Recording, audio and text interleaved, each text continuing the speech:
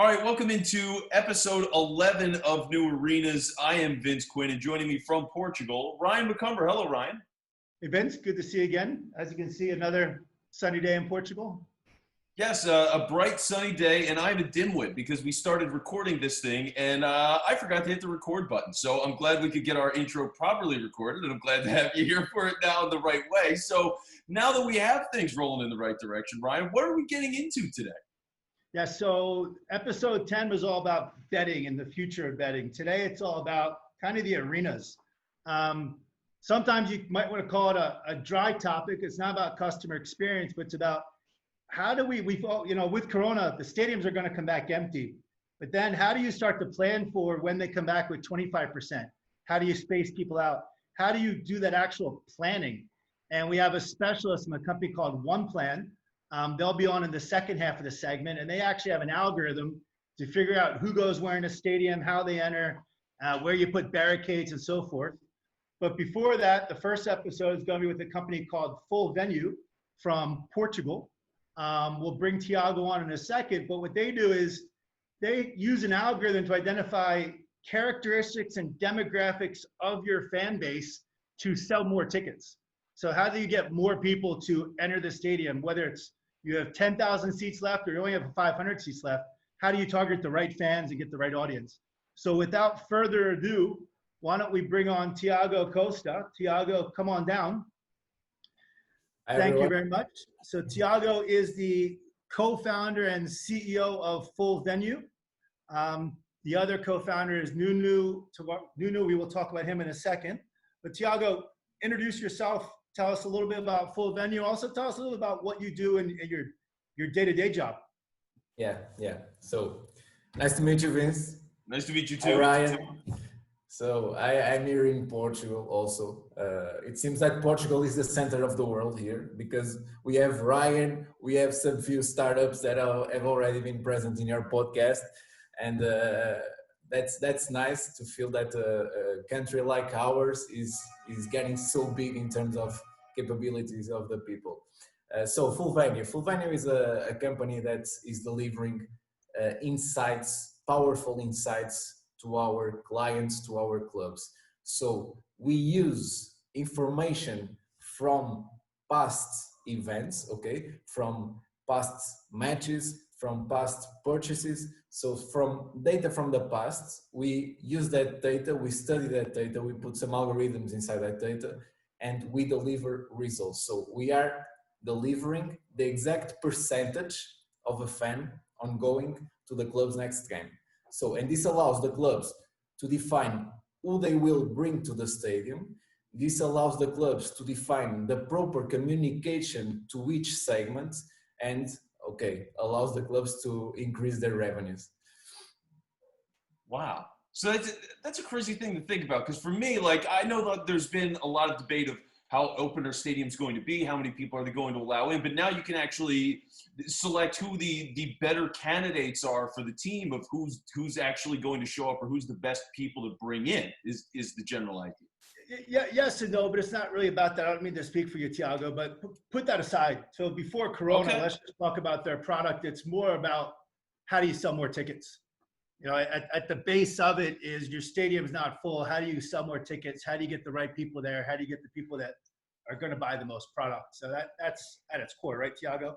Yeah, that's our core. Of course, that we need to adapt ourselves. And now that the clubs will have some restrictions when they are going to bring back the people to the stadiums in post-COVID phase, and we can help them also to define who they are going to bring back, okay? Because if they look into people that are close to the stadium, if they look into people that have an age that is not in the risk groups, so they can target the people and they can bring back the people in an organized way. Yeah, that's fantastic. So just so you know, Vince, this story is actually pretty amazing. When I got to Porto, I exactly know, 105 days ago, Nunu, Tiago's co-founder, saw that I was in Porto. He's like, hey, Ryan, we've been connected on LinkedIn for a while. Let's meet for a drink. And then Corona hit. We couldn't actually meet, but we actually had a call. And he told me about this idea that he wanted to run by me. And this is, would Sports Tech AI want to represent us? Can you help us get to the right client. We have a great product. We've been doing with dummy data, dashboards. We need a client now. We need that one football club to give us a chance. I was like, look, I can try my best. I can see that's always going to be hard, but let's just play it by ear. We'll see what's going on. But I may be launching something, and I'll let you know. A few weeks later, I told them, look, it is going to happen. They applied. Actually, Tiago, you would have applied. They got accepted. Tiago and I had the phone call. So Tiago, walk us through from when you get accepted. First of all, what did you think of all the partners that were involved? And then take us through kind of the presentation day and then selection show and kind of what were your thoughts by who selected you? It's been an amazing journey. So since Nuno told me about that conversation that he had with you and the possibility of this global virtual accelerator to happen, we started analyzing what to do and how to behave.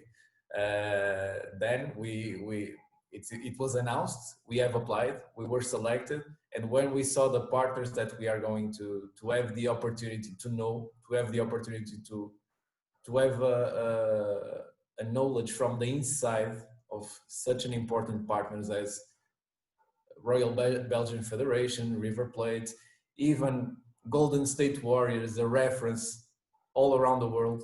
So there are, I don't want to name, but 12 huge partners. We start shaking, but it was an amazing experience to hear them and also to present our product to them and feel what they felt after hearing what we have told about what we have. And it was nice to see that, for example, in soccer, that is our experience, that is our day-to-day living work is soccer. Both me and Nuno work with soccer from a long time ago. We had immediate feedback from two of the entities that were organizing soccer games, and it was really amazing. So right now, fortunately, we are starting to work with River Plate and Royal Belgian Federation, and the work is already going on, and we hope huge things with this, and thanks to Let me ask you a question. You're watching this selection show. You and Nuno are probably not together, but you're probably on the phone, or you're talking to each other. Everything's being announced. How nervous were you and how confident were you? Did you really think you would get selected? Were you 50-50? Were you, because I myself, I didn't know. And as I told you from the beginning, I thought maybe 50-50. I wasn't sure. What to be honest, we were really anxious to get at least one pick. We were confident that at least one pick we can have. And when it came, it was a huge reaction from both of us. We have made an immediate call. And then we were looking into the rest of the show when River Plate came and announced our name again. And it was totally unexpected for us. Totally it's like winning 2 Oscars. Yeah, like winning 2 Oscars, because we are starting, as you said, we are looking for a company to start to make a POC and to start proving our value, and this is perfect to start. One thing that's pretty cool, Vince, that you don't realize, and hopefully I'm still here. Tell us about the Champions League, Tiago. Maybe even explain a little bit, just a high level, how the Champions League works, but then what's going to happen in Portugal, because this is pretty awesome. It's pretty unique. Yeah, so the Champions League, the final 8 from the UEFA Champions League is going to be played here in Lisbon. So we were on the last 16 phase when COVID hit, and it was stopped. The Champions League stopped, and we didn't know what was going to happen, if it was going to be cancelled, if it was going to start again on the next season. And on the last few weeks, there were a lot of developments. And UEFA last week announced that the final 8 will be played here in Lisbon on a single match format. So we will have the quarterfinals, the semifinals, and the final on a single match format, played in around 12 days. Okay, so nice. During the month of August, I believe, we will have the final 8 played in Lisbon between the stadium from Benfica and Sporting. And Vince, so you understand the difference, and for everyone else in the American audience, the way the Champions League works is a home and away match. up until the finals. So you always play home and away, and then it's aggregate goals. So the Final Four is a home and away match. So you play each team twice. The finals, only the finals, is in a neutral site. So last year is in Atletico Madrid's site in Madrid, I believe. Yes. But only like the Super Bowl. So it's just like the Super Bowl. Imagine NFL football, but they play a home and away. So there's a home and away, and then you work your way up to one site. This time they're doing the final 8 all in Lisbon because Portugal's quote unquote a safe corona-free country until all the tourism comes in, and I think it's going to change that. But right now it's a special place within Europe, and it's open for tourism. Yeah. So I'm pretty excited, and you may even have fans at those games, right, Tiago? It's to be determined. That's something that we don't know yet. It's something that was not announced also. So I think it's kind of open. So it will depend on the way that the situation will evolve. Got it. And if there are fans, are you going to have tickets to those games? I'm not able to respond to that question simply because I don't know. I'm just joking. I would like to have the answer. And I would like to say that I would have full venue working with UEFA also and selling the tickets, but I'm not ready yet. Got it. So just coming back to just talk about maybe briefs, not exactly the full scope, but what are you trying to do for Belgium as an example?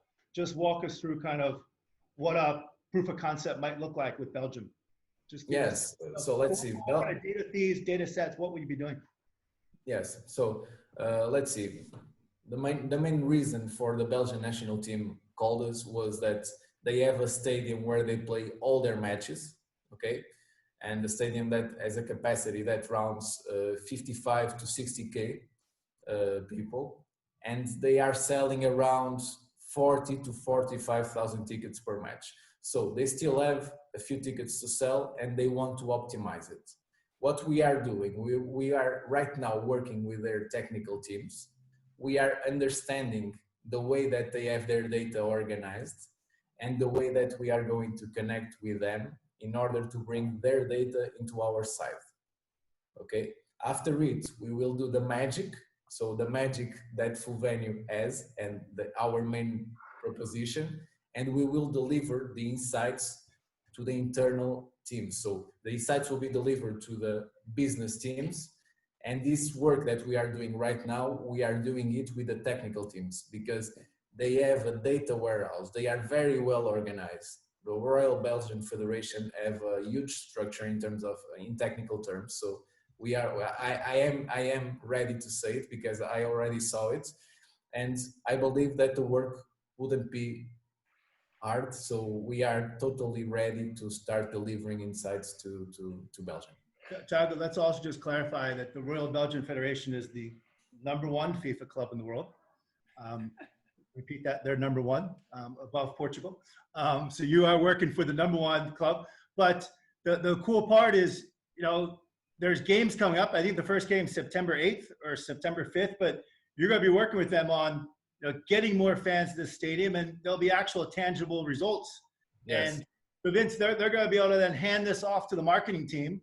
And Tiago's group won't do it, but they'll carry out these marketing outbound campaigns, which will translate to ticket sales and translate to more people coming. Yes, and even one more thing, they asked us not only to work for the Red Devils, so the men's national team, but also for the Red Flames, the women's national team. And it's very important right now because the women's football is growing a lot for the past few years here in Europe, because in the US, for example, the soccer team, the women's team was already world champion, but here in Europe we are in a huge raising of our women's football teams, and we are going to work also with them. So they have few people looking into their matches, and I think that Full Venue can help also the women's football teams to reach another level.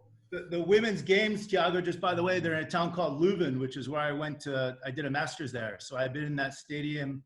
I studied there in that town. So I know it very well. And believe it or not, that's actually the home of Interbrew Stella beer for those out there. If Stella wants to send us any beer, we'll drink that on the show. But basically, Stella's from there. So before we get to Paul Foster, I want to ask you one more question, Tiago. Okay. where were you the day that the U.S. national team beat the Portuguese national team at the World Cup in Korea? I knew that you were going to make that question. How and rude. I remember that we had a 3-2 result. So you have scored 3 goals in a row, I believe. So 3-0. And then we scored one in the first half and another 10 minutes from the end of the match. And I was at home in my couch, just not crying, but very sad, because I thought that the Portuguese national team with Luís Figo, Rui Costa, João Pinto was going to win easily to US team. But the US team had played a huge soccer game that night with amazing players as Landon Donovan, Brian McBride, Brad Friedel. I remember all of them. I wouldn't forget. To be honest, I think that was our high point. We were supposed to keep going, but then we didn't even qualify for, I think it was Africa or Brazil. It's been kind of downhill from there. We have our stars, but nothing's come out of it. So, Tiago, stay on with us because we want to keep you on. So let me introduce Paul Foster. So, Paul, if you can come on here from OnePlan. Hey, Paul. Hey, Paul. Hi. Paul, you in London today? I'm just outside. I'm about 45 minutes outside of London. Excellent. So Paul Foster is the founder, I believe you're also CEO of OnePlan. Yeah. Paul is one of the world leading experts on planning events. This is before Corona. Paul works with Interpol, F1, the Olympics, you name it, the largest events in the world. He helps plan them. Paul, why don't you introduce yourself, give us a little bit of background and tell us a little bit about what OnePlan is before we ask you some questions. Well, thank you for the kind introduction there. So my background is crowd management planning. So I've been fortunate to be involved in 6 Olympic Games now, 2 Commonwealth Games, a Football World Cup. So as well as OnePlan, I'm an expert advisor to Paris 2024. So how do they safely move all the people that they're going to need coming in for the games? And how they also have kind of a really, really good experience. So work with lots of different kind of stakeholders. And I've done a lot of work with the security services as well. So I work with Interpol. I'm their kind of expert tutor. So I do a lot of training with gold and silver commanders from all over the world in preparing them for major events coming to their cities or countries. With the Interpol stuff, is that like preparing for a terrorist attack or preparing for hooligans not to come in? What are you? Yeah, all sorts of different stuff. So there's lots of work and research we've done into different types of movements and how people react in scenarios, and there's particular kind of traits people have. So, you know, spotting suspicious behavior in very, very large crowds is something we've kind of done training with. But yeah, it's obviously kind of different all over the world, but it's a very, very international course. So I think we've trained over 60 different countries that have come in to Interpol HQ to do that. But it's where they may have a big international road event coming up, the Football World Cup. So we do a lot of the work with the Qatari security services and police forces. But yeah, all over the world, we've had people from Hong Kong, Australia, Ireland, Canada, US, all over the world kind of join the course. Great. So Paul, what brought you to the accelerator, given that you're this global SME, and maybe talk about your other quote unquote new products that are related to COVID? Yeah, so I mean, I've always been really frustrated in the event planning that in other industries you've got kind of software packages and ways of doing planning efficiently. It doesn't really exist in kind of major events. So the number one tools I always say in Olympic Games, number one's PowerPoint, number two is Excel, and that hasn't changed for years. And people creating their plans in PowerPoint, cutting and pasting from Google Maps or an AutoCAD drawing. As soon as you do that, it's out of date. The scale's different. And then all the stuff that you need, so all your barriers and your tents, you're putting that in an Excel spreadsheet, and then it's out of date from the plan. And then these organizations get huge. They employ like 10,000 people, 98 functional areas, Olympic Games. Wow, like, you know, PowerPoint overrun. And it's easy to get mixed up. So hence creating OnePlan, which is what it says on the tin, everybody planning on one system together in real time based off a Google Map system. We can integrate AutoCAD. You do all your dot planning of your human resources, all the barrier planning, everything kind of in one place. And what really attracted me about the Hype program is, you know, the caliber of organizations linked to it. And I had a really good look at the other startups that were kind of involved, did a lot of research into them. and just thought, actually, there's probably quite a few startups we could potentially kind of partner with and work through. And already, you know, since we've been involved in the program, we've been linking up with some of the startups and seeing where we can kind of help each other out. Or we do a lot on the planning side. A lot of the other startups being involved in the program are very much on the operational side and maybe kind of crowd monitoring, or we're on the planning bits. There's a real natural link, and we've got clients that could really benefit from them, and they've got clients that could do with our services as well. Well, I don't know if it'll be too boring for the audience, but do you mind just sharing a quick small demo? I know I'm just throwing this out there, but you want to just share your screen and just show one thing just quickly? I don't want to spend too much time on it, but just to show Vince about how you move a barricade, and then get into the bowl model, just so Vince can see it, and then we can ask some questions. And if you can, yeah, sure. I'll share my screen. You're hosting at the moment, so I'll just let you kind of hand me over as let's see, multiple. Let's see, advanced sharing options. See, we're learning Zoom on all participants can share their screen. There we go. So that should allow you to do it now. Let's give that a run. Okay, here we go. Okay. Yeah, so it's all on a kind of mapping system, and yeah, we can get your traditional Google Maps view. We've got a satellite mode. We can flip it into black and white, which people like because you can see everything really, really clear. And then we've got a base layer night mode. So everything's all in one place. And you know, if Ryan was logged in now, he could see my cursor and I could see his cursor, and we can just kind of plan all in real time together and move everything kind of around the page. So if he said to me, "Oh, Paul, you know, you can't put that bar there because I want to put my hot dog stand there." No problem, Ryan. We'll just pick it up and we'll just move it over there. Okay with that place? Good, we're done. It's no need. I send him a plan. He scribbles on it. He emails it back to me. I update the plan, reissue it again. We've just done everything in a couple of seconds there. So it's all instant. We can put lots of different layers in here as well. So for example, we've got AutoCAD layers we can put in, so we get very accurate path widths and road widths. Yeah, and we've even got an app as well. So when people are delivering these items, they take a photograph out on the ground. It'll pop up on the screen, say, yeah, the bar's in place, it's all been delivered. So you can kind of monitor that all in. Oh, if I could just jump in, I think part of the demo you showed before where you talked about, you know, where you can put a barricade, how people ingress and outgress, how they're coming in. Yeah. You can just show that. Yeah. So you can draw kind of any barriers on the system as well. So there it instantly knows how long a barrier is. So it collates, you know, how many you need and what's needed. And we've got some other cool little tools in the system as well. So we can do a lot of like modeling for people. So we look at like arrivals. Let's say it's a ticket check or maybe a search and screening process. First of all, we put the capacity. So how many people can you process? Let's say we can process 50 people in 15 minutes and the gates open at 2 o'clock in the afternoon. I can then put in the demand. So how many people do you expect to arrive every 15 minutes? Let's say it's 50, then it goes up to 100, then say 200.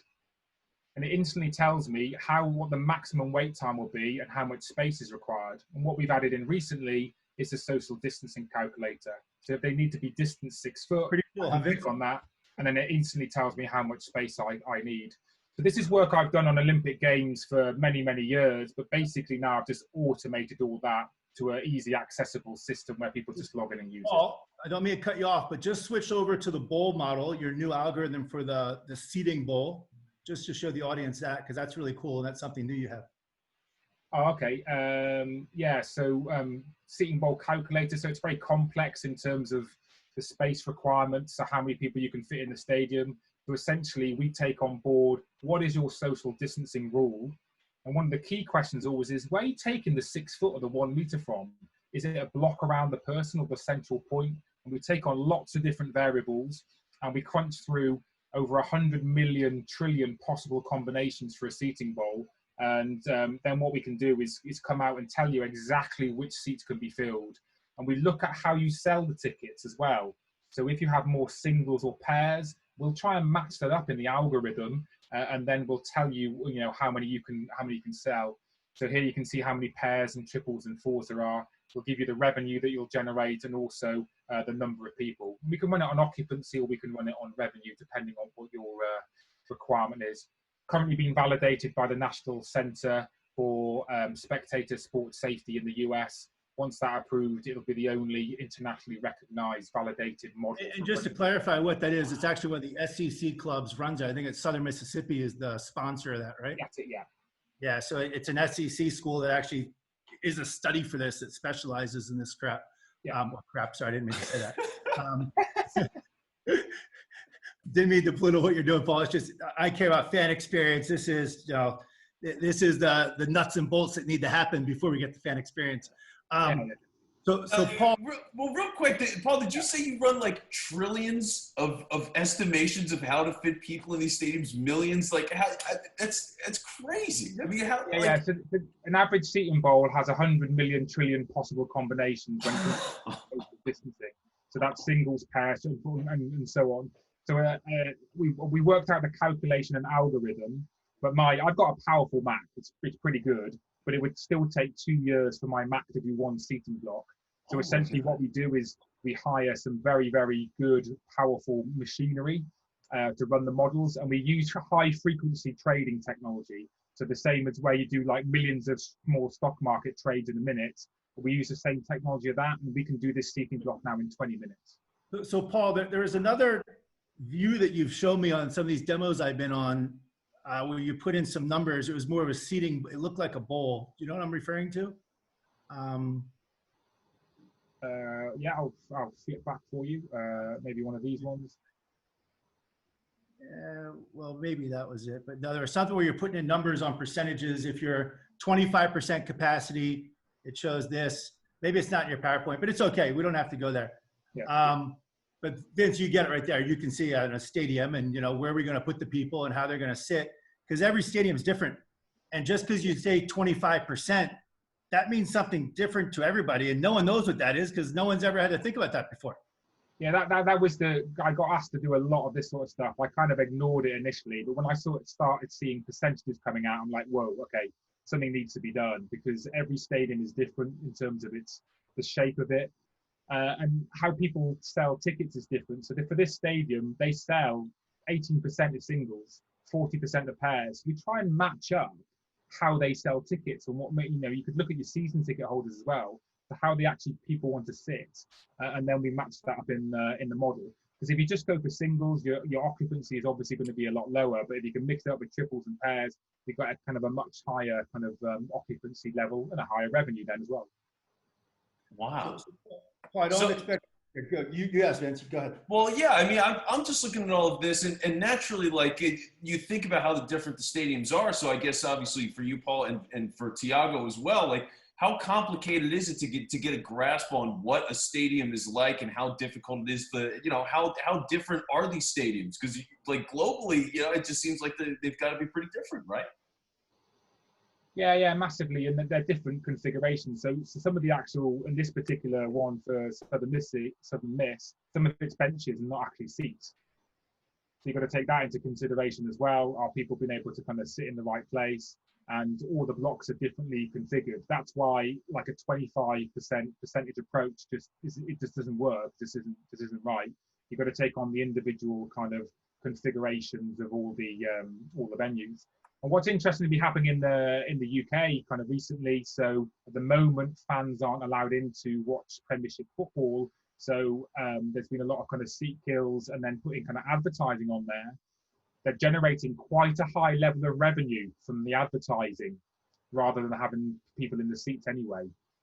So it might come back that we might be having to do the social distancing measures in less space than the total capacity, because they're generating quite a lot of revenue from the advertising on the first kind of 10 or 20 rows of the stadium by putting kind of advertising over the top of it. Yeah. So let's talk theory here. So Philadelphia Eagles, I know both of you aren't familiar and they're not a part of this project, but they've actually sold off, Vince, I don't know if you know this, they already sold off advertising for the first couple rows. Yeah. So Paul, you would work with them and say, okay, here's how you can fill the stadium. Here's the seats you should sell to keep a 6 foot apart based on pairs and triples, all that stuff. And you space it all out. And that's kind of where your role ends. And I'm trying to get to where Tiago, your role kind of would begin in terms of here's now how we target these people. And Tiago, maybe you can just jump in there and say, and now we want to look at age, demographic, how do we want to season ticket holders, those kind of things. But there's a whole model that has to go into this. Exactly. Tiago? So this work that Paul shows is amazing, and I believe that most of the teams will need it. So Paul is saying that you can have the place number 1, 4, 7, and 10, for example, because of the space that you need to have between the people. And I will say that Ryan, Vince, Paul, and myself are very likable to be present on that places. And so full venue enters to say the people that is likable to be present on the stadium and allows the teams to communicate with them. OnePlan shows the clubs and the organizations where they can sit the people. So I believe that in this case we have different pieces of work that complement themselves. So if you think about it, Vince, the link is sold out. How do you decide what 25% get to go? How do you alternate it? There's an algorithm that's going to be in that, so it's fair. Are you going to look at fans that spend more? Are you going to put a fan who sits down below up top?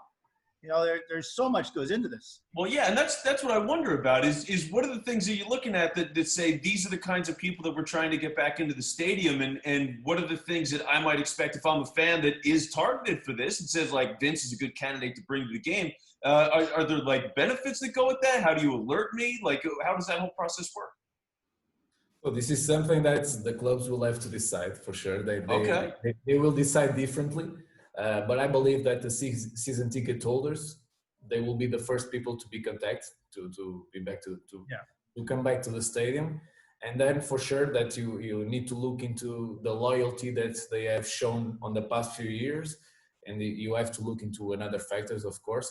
But this is something that the business will decide. Of course, that we can provide some consultancy. We can give our insights, our inputs, but this is something that needs to be on the side of the business. Okay. So Paul, if you can maybe just unshare your screen there and come back on your view, or maybe you are on, I just can't see it. There you are. So Paul, tell us about, who were you selected by? Tell us a little about the program. Coming into the program, what were your expectations? Who were you selected by, and how's it going? How's the process? Yeah, so it's always kind of a new thing. So we're kind of learning as we go. And but I mean, to be honest, we've had a really, really good experience with it. It's been kind of fantastic. And always we went into it going, if we were selected by anybody, then great. But yeah, it was quite a moment for us. And then another one came in and another one. So we were selected by 4. And we've had the follow-up meetings now. Obviously, you've got quite a short period of time. Just tell us the 4 you were selected by. Yeah, so Belgium, the Football Association there, FIBA as well, Tennis Australia, and the Blue Jays. Toronto Blue Jays, fantastic. So just so you know, Paul, Tiago's awesome working with Belgium, so there could be some synergies there on you two working together. Toronto Blue Jays, obviously the Rogers Centre, fantastic stadium. FIBA is their stadiums all over. And Tennis Australia, Vince, I know we hadn't had that on yet, but it's a massive event. Do you know how many people, Paul, by any chance, did they tell you on the call? I forget myself. Yeah, because there's so many different courts. I think you're talking like maybe 80 to 100 plus thousand, maybe more. Yeah, it's much bigger than the U.S. Open. It's a bigger concert. I think they have 30 concerts over the 2 weeks it goes on of top-notch music from around the world. It's wow. They even did a Fortnite tournament. They had a basketball game. It's a festival, and it's really something that needs OnePlan. And they need to be thinking about it. And I know they've had a couple calls to you now, Paul. Their executives now want to talk to you about the guys that are actually doing the planning for it.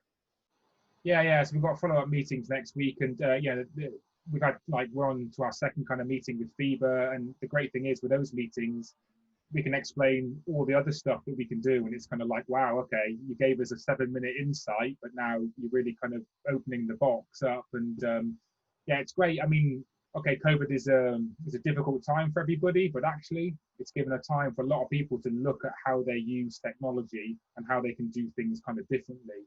And we're being challenged by some of those partners as well. So they said, well, you can do this, but could you do this as well? And we're like, yeah, we probably could.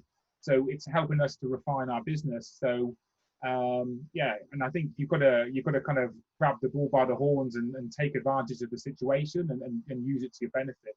But yeah, I mean, these are all kind of clients that we weren't engaged with kind of previously, other than Tennis Australia, but the other three totally new, and yeah, it's been great for us.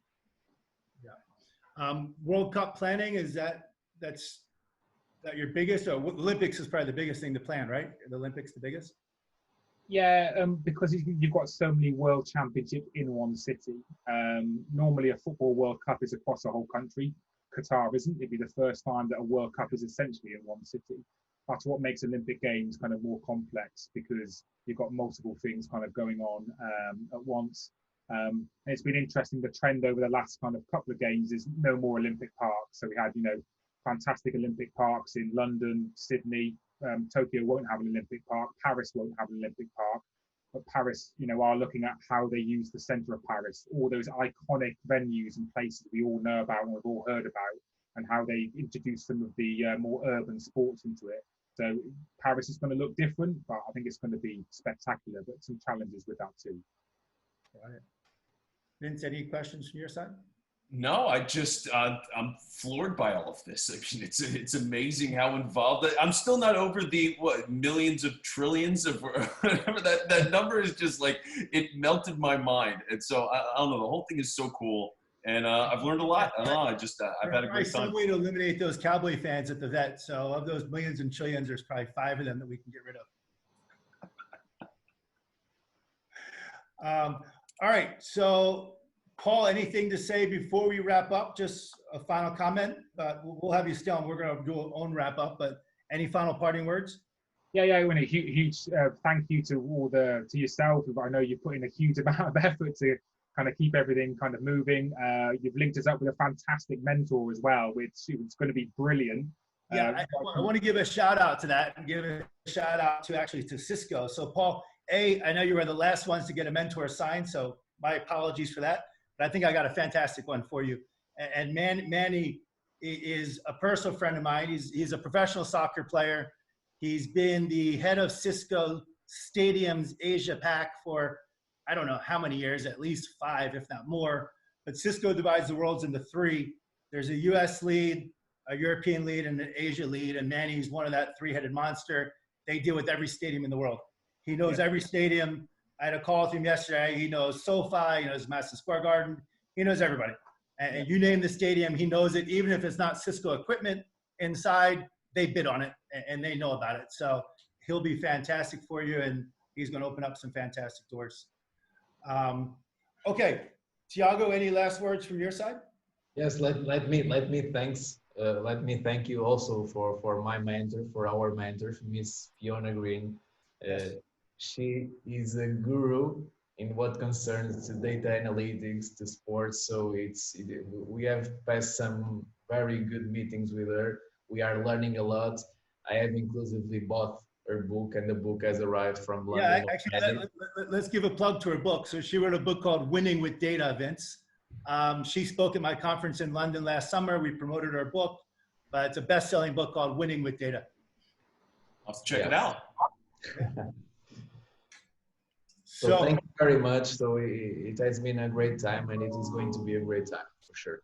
So you guys can stay on. Vince, let's close out here. So thank you both. Feel free to stay on. You don't have to drop, because we want to talk about Tiago, about a few things here.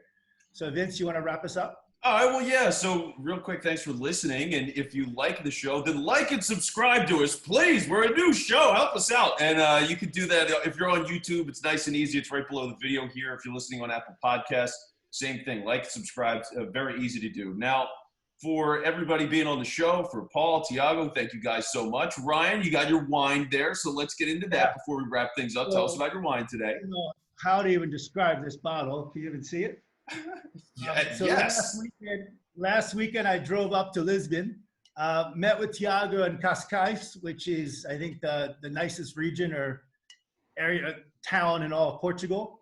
Had a nice lunch, and Tiago gave me this beautiful bottle of wine. So let's open this up. Tiago, you want to describe it? Because I have no idea how to even pronounce it. I'll try. Alvarinho Moros del Dajo. Yes, it's an Alvarinho from the north of Portugal. I believe that it's a unique kind of wine. You will only find it in Portugal, okay? And take care. I think you should drink just one glass today, maybe another tomorrow. If you want to continue sending your emails, take care. I promise you that's not going to happen. Yeah, that bottle's gone in an hour. Even in the glass, it's even the name is embedded here. So let's just check this thing out. Wow. Ooh, there we go. Yeah, give it a nice pour. Can we get a smell? Can we get the nice little, give it a little spin, give it a little smell? I want the full experience here. We'll give the full experience. So is this a certain year? So 2018. So where is this from? North of Portugal? North of Portugal, yes, from Melgaço, the name of the land where the wine was made. It's a very typical wine. So it's the most typical wine that we have in Portugal, the Alvarinho. And wow, I think he's so intoxicated by the wine that his computer froze. Yes. It's the greatest experience he's ever had. His computer is melting from the quality of the aromas of that wine. It's a beautiful thing to see. Ryan, you froze out for a minute there. You're still kind of glitching back in. How is it? My back. Kind of, sort of. It seems like you've never been the same. Like this has forever changed you. You're going to be pixelated in every video we ever do going forward. It's a whole different you. Am I normal or am I not normal? Well, I mean, you've never been, but you're close. You're close right now. It's almost, you're I would say you're a good like 80% back right now. You know, it's yes. I told you that this wine has an immediate effect. Sounds like a Chardonnay or Sauv Blanc. I don't know what it is. It's different. Yes, it's totally different. Even from the normal white wines, the Alvarinho is a bit different. Yeah, it's good. I'm going to tell you now, I'm going to have more than one glass today. Okay, so maybe we can talk just tomorrow. Yeah. all right. Well, I guess with that, let's call it a show, gentlemen. Thank you again so much, Paul, Tiago. Thank you guys for being a part of this. Ryan, of course, always a pleasure. I'm Vince Quinn. This is New Arenas. It's been episode 11. We are powered by Fist. We'll talk to you soon.